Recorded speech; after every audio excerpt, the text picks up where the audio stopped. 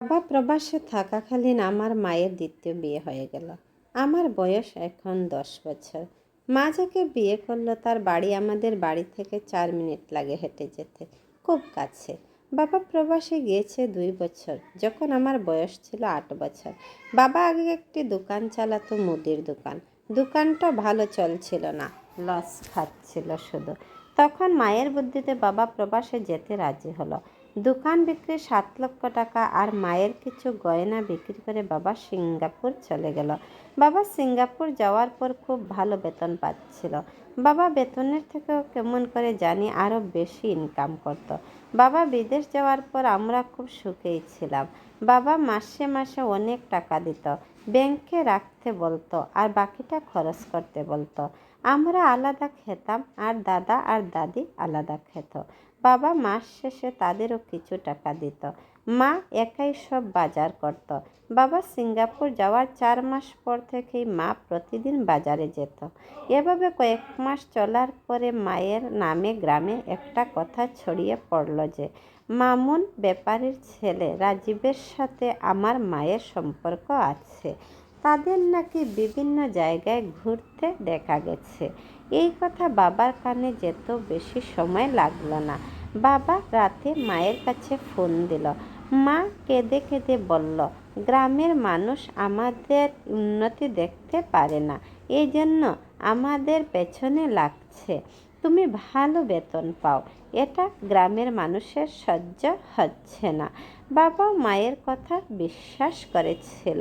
তারপর থেকে বাবা আমাদের খরচা বাদে অল্প কিছু টাকা বেশি দিত। আগের মতো লক্ষ লক্ষ টাকা দিত না। মা যদি বলতো, এখন টাকা কম দেও কেন, তখন বাবা বলতো, এখন ইনকাম কম, শুধু বেতন হাতে থাকে। এভাবেই চলে গেল আরও 1.5 বছর। এখন গ্রামে সবাই জানে রাজীবের সাথে মায়ের প্রেম আছে। বাবার অনেক টাকা নাকি রাজীবকে মা দিয়ে দিয়েছে। হঠাৎ একদিন রাতে মা রাজীবের বাড়িতে যেয়ে উঠল টাকা পয়সা গয়না নিয়ে। রাজীবের বাবা মাও মাকে মেনে নিয়েছে। গ্রামের মানুষ আফসোস করতে লাগলো যে বউটা কি সর্বনাশ করল, নিজের পায়ে নিজেই কুড়াল মারল। কেউ কি এভাবে নিজের পায়ে কুড়াল মারতে পারে? এত সুন্দর সংসার জামাই ফেলে একটা টাউট বাটপারের কাছে গেল। এই খবর বাবার কাছেও পৌঁছে গেছে। বাবা শুধু দাদা দাদিকে ফোন দিয়ে বলেছিল, তোমরা আমার ছেলেকে দেখে রাখো। তারপর বাবা ফোন বন্ধ করে রেখেছিল 3 দিন। 3 দিন পর বাবা ফোন দিয়ে অনেক কান্নাকাটি করল। দাদাকে বলল আমাকে দেখে শুনে রাখতে। এভাবে 15 দিন যাওয়ার পর গ্রামে আবারও রট উঠল আমার মা নাকি গর্ভবতী 5 মাসের, রাজীবের সন্তান তার পেটে। এই জন্যই তাড়াহুড়া করে রাজীবকে বিয়ে করল মা। মা আর আমরা একই গ্রামে থেকেও আর দেখা হতো না। আমাদের বাড়ি থেকে তাদের বাড়ি হালকা একটু দূরে, 4 মিনিট হাঁটলেই রাজীবের বাড়ি যাওয়া যায়। তাদের বাড়ির সামন দিয়েই বাজারে যাওয়া লাগে, কিন্তু আমি আর কোনো দিন সেই রাস্তায় যাইনি। আমি অনেকটা ঘুরে তারপর স্কুলে যেতাম। মা আমাকে দেখতে কয়েকবার খবর পাঠিয়েছিল, কিন্তু আমি আর সেই বাড়ির সামনে যাইনি। ছোট মনটায় তখন ভিড় করেছিল এক বুক অভিমান আর অবহেলা।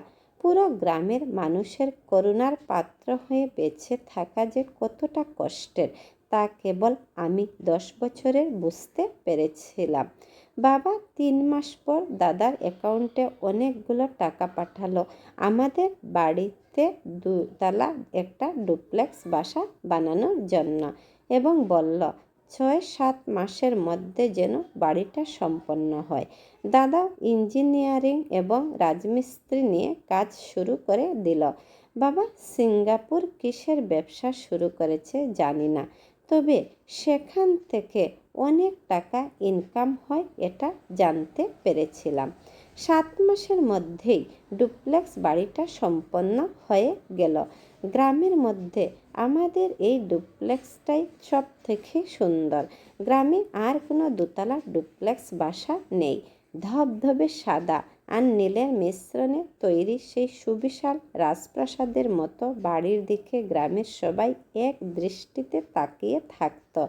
আর ঠিক সেই রাজপ্রাসাদের চার দেয়ালের মাঝে দাদা দাদি আর আমি এক নিঃসঙ্গ জীবন কাটাচ্ছিলাম।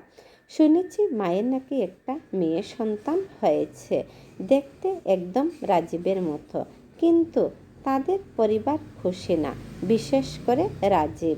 পাড়ায় কথা উঠত, রাজীব নাকি ভেবেছিল মায়ের কাছে বাবার পাঠানো অগাধ ধন সম্পদ আছে, যার ফলে রাজীবের সংসার এখন শুধুই অভাব আর অশান্তি। এভাবেই চলে গেল আরও 1 বছর। একদিন দাদা আর দাদি বাবারে ফোন দিয়ে বলল, বাবা তুই এখন বাড়িতে আয়, ঘরে একটা বউ লাগবে এখন। কিন্তু বাবা রাজি হলো না। শেষমেশ দাদা দাদি আমাকে বলল, দাদু ভাই তুই যদি তোর বাবাকে বিয়ে করতে বলিস তাহলে একমাত্র তোর বাবা বিয়ে করবে। আমিও দাদার কথা শুনে বাবার সাথে কথা বললাম। বাবাকে বললাম, বাবা আমার একটা আম্মু লাগবো এখন। দাদা দাদি এখন আর রান্না করতে পারে না, তুমি দেশে আসো বাবা। বাবা আমার কথা শুনে দেশে আসতে রাজি হয়। বাবা কয়েকদিন পর ফোন দিয়ে বলল, আমার টিকিট রেডি। বাবা দেশে থাকা আর এক বন্ধুকে ফোন দিয়ে একটা হেলিকপ্টার ভাড়া করল। আমাদেরকে বলল সকাল 10টার মধ্যে ঢাকা এয়ারপোর্টে থাকতে। 2 দিন পর দাদা আর আমি ভোরে রওনা দিয়ে ঢাকায় গেলাম সকাল 10টার আগেই বাবাকে রিসিভ করতে। এয়ারপোর্টের ভিড় ঠেলে বাবা যখন বের হয়ে আসলো, আমার চোখ বিশ্বাস হচ্ছিল না। চকচকে পোশাক, চোখে কালো চশমা, বাবার চেহারায় এক রাজকীয় ভাব। বাবা যখন আসলো এয়ারপোর্টে আমাকে আর দাদাকে জড়িয়ে ধরে অনেক কান্না করলো। আমার জন্য অনেক উপহার এনেছে বলল। অন্যদিকে সকাল থেকেই সেদিন গ্রামে রাও উঠে গেছিল। সুমন হেলিকপ্টার করে বাড়ি আসতাছে। এলাকা জুড়ে একটা উৎসব শুরু হয়ে গেল হেলিকপ্টার দেখতে। আশেপাশের কয়েক গ্রামের শত শত মানুষ জমা হতে লাগলো আমাদের বাড়ির সামনের খোলা মাঠে। বাবা আমাদেরকে নিয়ে হেলিকপ্টারে উঠল। আমার এত আনন্দ লাগছিল এটা বলে বোঝাতে পারবো না। পাখা ঘোরার বিকট শব্দ আর বাতাসের ঝাপটায় যখন বিশাল যানটি আকাশে উড়াল দিল, আমার বুকটা গর্বে ভরে উঠল। জানালার কাঁচ দিয়ে নিচের দৃশ্যগুলো একদম ছোট ছোট খেলনার মতো দেখাচ্ছিল। আমাদের নিয়ে হেলিকপ্টারে যখন গ্রামের উপর দিয়ে চক্কর দিচ্ছে, তখন অনেক মানুষ নিচ থেকে তাকিয়ে তাকিয়ে দেখতাছে। মাথার উপর দিয়ে যখন হেলিকপ্টারের ছায়াটা গ্রামের উপর পড়ছিল, তখন চারপাশের মানুষের চিৎকার আর কোলাহল স্পষ্ট বোঝা যাচ্ছিল। আমাদের হেলিকপ্টার নামানো হলো রাজীবের বাড়ির পাশে একটা খোলা মাঠে। ধুলো উড়িয়ে যখন বিশাল হেলিকপ্টারটি মাটিতে স্পর্শ করল, তখন মাঠের চারপাশে হাজারো মানুষের ভিড়। আমি জানালার দিকে তাকিয়ে স্পষ্ট দেখতে পেলাম রাজীবের জরাজীর্ণ বাড়ির বারান্দায় দাঁড়িয়ে আছে একজন নারী, মুখটি ওড়না দিয়ে ঢাকা। তার কোলে একটি ছোট শিশু। চেনা চেনা সেই মুখটি আমার মা। আমি জানি মাও আমাদের দেখতাছে, হয়তো সেও আফসোস করতাছে। রাজীবও তার ঘরের এক কোণে অপরাধীর মতো লুকিয়ে আছে। যে সন্তান আর যে স্বামীকে ফেলে মা একদিন এক প্রতারকের পেছনে ছুটেছিল, আজ সেই ছেলেই আকাশ ছুঁয়ে গ্রামে ফিরছে এক রাজপুত্রের মতো। হেলিকপ্টারের দরজা খুলতেই বাবা আমার হাতটা হাতটা শক্ত করে ধরে বাইরে পা রাখল। গ্রামবাসীর উল্লাস আর করতালি যখন চারপাশ কাঁপিয়ে তুলছে। হেলিকপ্টারের বিশাল শব্দটা ধীরে ধীরে মিলিয়ে আসার সাথে সাথেই চারপাশের খোলা মাঠে জমানো শত শত মানুষের ভিড়টা যেন সমুদ্রের ঢেউয়ের মতো বাড়তে লাগলো, আমাদের দিকে উপচে পড়ল। ধুলাবালি উড়িয়ে যখন আমরা মাটিতে পা রাখলাম, তখন পুরো মাঠ জুড়ে শুধু একটাই গুঞ্জন, সুমন প্রবাসে গিয়ে এখন কোটিপতি, একেবারে রাজপুত্রের মতো হেলিকপ্টারে চেপে দেশে ফিরেছে। বাবা এক হাতে আমাকে শক্ত করে বুকের সাথে জড়িয়ে ধরল আর অন্য হাতে দাদা দাদির হাত ধরে আগলে রাখল। আমার 10 বছরের ছোট মনটায় তখন এক অদ্ভুত তৃপ্তি আর গর্বের অনুভূতি হচ্ছিল। এতদিন যে গ্রামের মানুষ আমাদের করুণার চোখে দেখত, অবহেলা করে পাশ কাটিয়ে যেত, আজ সেই মানুষগুলোর চোখে মুখেই শুধু বিস্ময়, খাতির আর শ্রদ্ধার ছাপ। বাবা যখন আমাদের নিয়ে ভিড় ঠেলে ডুপ্লেক্স বাড়ির দিকে হেঁটে যাচ্ছিল, তখন ইচ্ছে করেই একবারের জন্য রাজীবের জরাজীর্ণ বাড়ির দিকে তাকায়নি।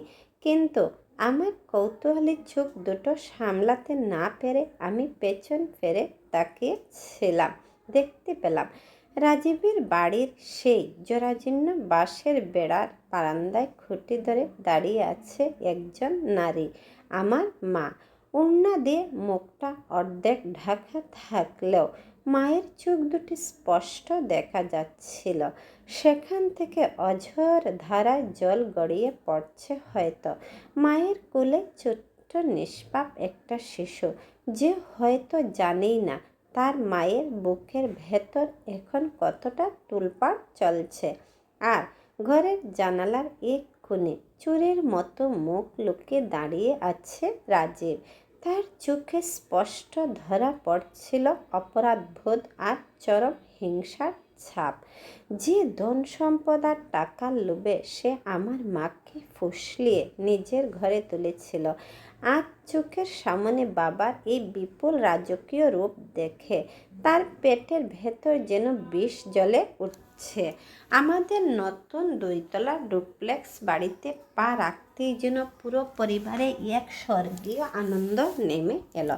ধবধবে সাদা মেঝে, রাজকীয় আসবাবপত্র আর আধুনিক ডিজাইনে তৈরি এই বাড়িটা যেন শুধু একটা ইটের দালান ছিল না, ছিল বাবার বহু বছরের অপমান আর কষ্টের একটা কড়া জবাব।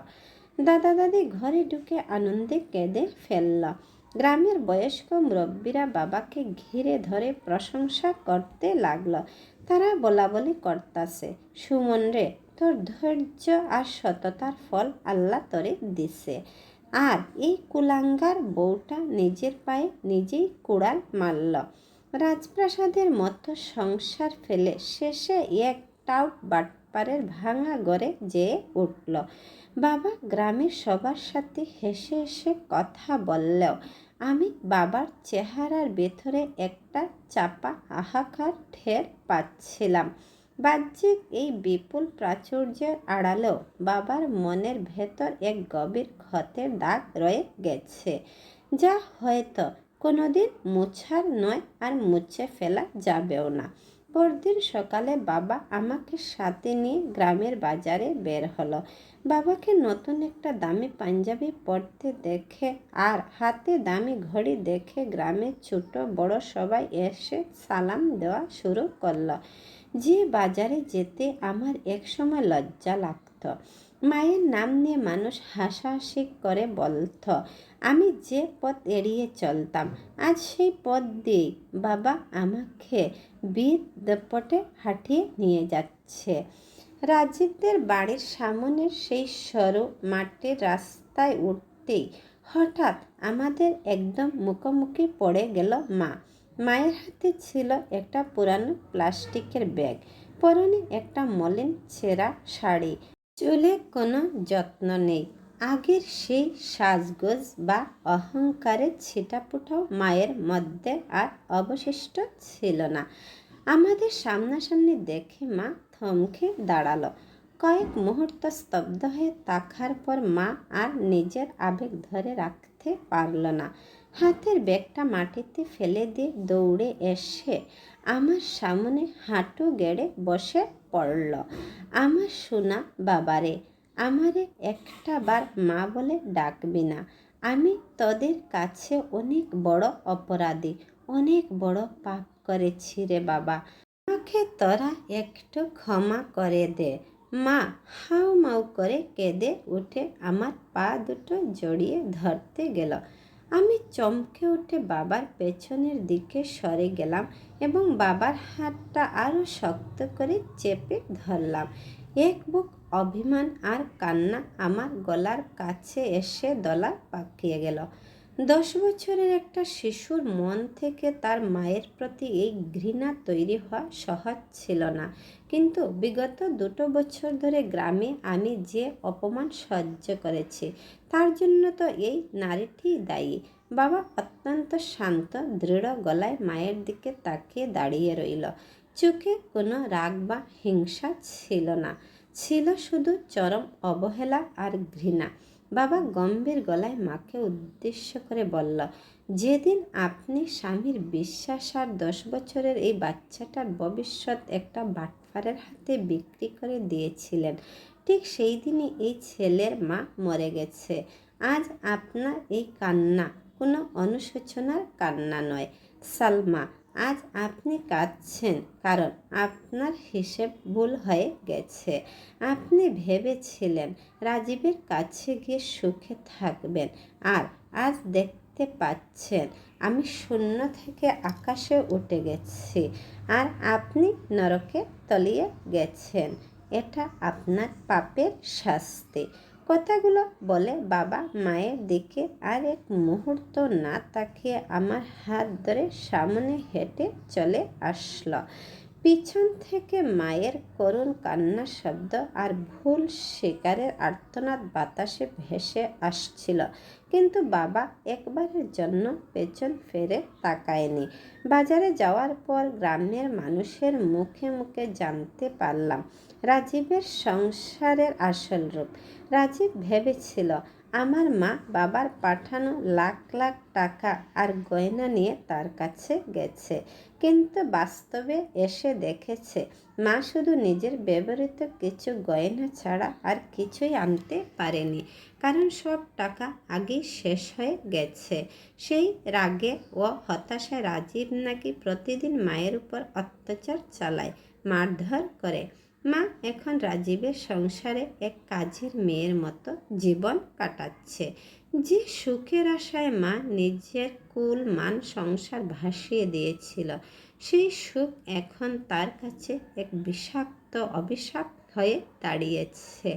দুপুরে বাড়ি ফেরার পর দাদি বাবার জন্য নিজের হাতে নানা রকম রান্না করা খাবার করে সাজিয়ে দিল। খাওয়া দাওয়ার পর দাদা আর দাদি আবার বাবার কাছে সেই পুরানো বিয়ের প্রসঙ্গটা তুলল।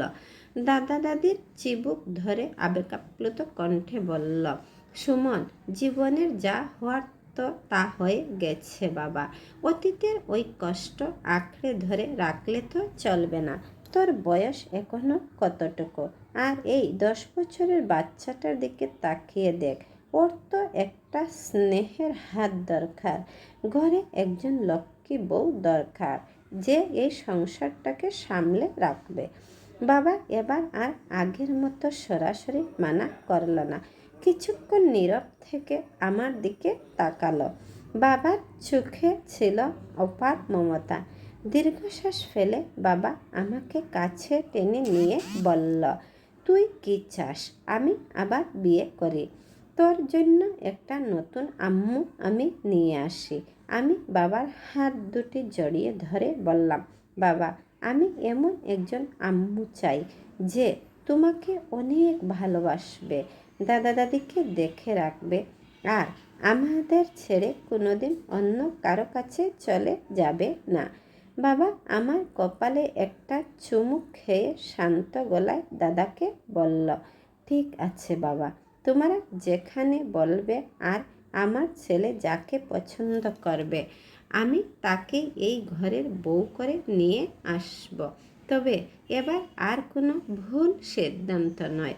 বাবার এই সম্মতি শুনে দাদা দাদির মুখে এতদিন পর এক চিলতে হাসির রেখা ফুটে উঠল। পুরো ডুপ্লেক্স বাড়িটায় নতুন করে আসা আনন্দের সঞ্চার হলো। আমরা যখন আমাদের নতুন জীবনের স্বপ্ন বুনছি, ঠিক তখনই গ্রামের এক কোণে রাজীবের মনে জন্ম নিচ্ছিল এক ভয়ঙ্কর হিংসা ও প্রতিশোধের আগুন। পরম সুখে থাকা সুমনের উপর কিভাবে আঘাত আনা যায় সেই কুচক্রী চক্রান্তেই ব্যস্ত হয়ে উঠেছিল সে। রাজীবের মনের সেই হিংসার আগুন দাবানলের মতো জ্বলতে থাকলেও বাবার বিন্দুমাত্র ক্ষতি করার ক্ষমতা তার ছিল না। বাবার অর্থ, ক্ষমতা আর সতর্কতার কাছে রাজীবের মতো এক চুনোপুটির সমস্ত চক্রান্ত এক মুহূর্তেই ধূলিসাৎ হয়ে গেল। বাবার প্রবাসে থাকা বন্ধুদের ও স্থানীয় প্রভাবশালীদের সাথে যোগাযোগ এতই শক্ত ছিল যে রাজীবের কোনো কুচক্রী পদক্ষেপ নেওয়ারই সাহস পেল না। গ্রামের মানুষই তাকে থুথু দিতে লাগলো এবং স্পষ্ট জানিয়ে দিল, সুমনের গায়ে এক আঁচড় লাগলে পুরো গ্রাম মিলে রাজীবকে বাড়ি ছাড়া করবে। ভয় আর হীনমন্যতায় রাজীব ঘরের কোণে মুখ লুকিয়ে বসে রইল। দাদা দাদি আর আমার পছন্দের উপর ভিত্তি করে বাবার জন্য মেয়ে খোঁজা শুরু হলো। কয়েকদিনের মধ্যেই পাশের থানা এক সম্ভ্রান্ত মধ্যবিত্ত পরিবারের অবিবাহিত মেয়ের খোঁজ পাওয়া গেল। নাম রূপা, একদম সাধারণ দেখতেও মোটামুটি সুন্দরী, শান্তশিষ্ট এবং অসম্ভব মার্জিত স্বভাবের এক মেয়ে। বাবা নিজে গিয়ে তার সাথে কথা বললেন। উনি নিঃসংকোচে বাবাকে জানালেন তিনি বাবার অতীত জানেন এবং আমার মতো একটি 10 বছরের অবুঝ বাচ্চাকে নিজের গর্ভের সন্তানের মতো ভালোবাসা দিয়ে আগলে রাখতে তার কোনো আপত্তি নেই। প্রথম দেখাতেই রূপা খালাকে আমার খুব পছন্দ হয়ে গেল। আমার মনে হলো আল্লাহ অবশেষে আমাদের কপালে সত্যিকারের একটা মা লিখে দিয়েছেন। বিয়ের কথাবার্তা পাকা হওয়ার পর বাবা এক মুহূর্ত দেরি করলেন না। বাবা সাফ জানিয়ে দিলেন, আমি কোনো বকেয়া বা শর্তে বিশ্বাসী নই। বিয়ের দিনই নগদ 5 লক্ষ টাকা দেনমোহর এবং 10 ভরি পাকা সোনার গয়না কনেপক্ষের হাতে তুলে দেওয়া হলো। কনেপক্ষের লোকজন তো বটেই, পুরো এলাকার মানুষ বাবার এই রাজকীয় উদারতা দেখে তাজ্জব বনে গেল। বিয়ের দিন পুরো গ্রাম জুড়ে এক বিশাল উৎসবের আমেজ তৈরি হলো। ডুপ্লেক্স বাড়িটাকে রঙিন আলো আর তাজা ফুল দিয়ে রাজপ্রাসাদের মতো সাজানো হলো। বাবা গ্রামের প্রতিটা ঘর থেকে ছোট বড় সবাইকে ধুমধাম করে দাওয়াত দিলেন। গরিব দুঃখী থেকে শুরু করে গ্রামের মাতব্বর কেউই বাদ পড়ল না। তবে একটি পরিবারকে বর্জন করা হলো, সেটি হলো রাজীবের পরিবার। বাবা স্পষ্ট বলে দিয়েছিলেন, যেখানে বিষের গন্ধ আছে সেখানে আমার আনন্দের বাতাস ঢুকতে দেব না। বিয়ের অনুষ্ঠান শেষে নতুন বউকে নিয়ে আসার পালা। শহরের বড় কনভেনশন সেন্টার থেকে যখন বাবা নতুন বউকে নিয়ে হেলিকপ্টারে চেপে গ্রামের উদ্দেশ্যে রওনা হলেন, তখন পুরো গ্রামে যেন নতুন করে সাড়া পড়ে গেল। আকাশের বুক ছিঁড়ে হেলিকপ্টারের আওয়াজ পেতেই গ্রামের হাজার হাজার মানুষ মাঠে এসে জমা হলো। আমাদের বিশাল ডুপ্লেক্স বাড়ির পাশের খোলা মাঠে যখন হেলিকপ্টারটি এসে নামল, বাতাস আর ধুলোর ঝাপটায় চারপাশ মুখরিত হয়ে উঠল। হেলিকপ্টারের দরজা খুলে বাবা নামলেন রাজকীয় বেশে, আর তার হাত ধরে নেমে এলেন লাল বেনারসি পরা সোনার গয়নায় মোড়ানো নতুন কনে। নামার সাথে সাথেই নতুন মা আমাকে কাছে টেনে নিয়ে কপালে একটা পরম স্নেহের চুমু খেলেন। আমার ছোট বুকটা এক অজানা সুখে ভরে উঠল।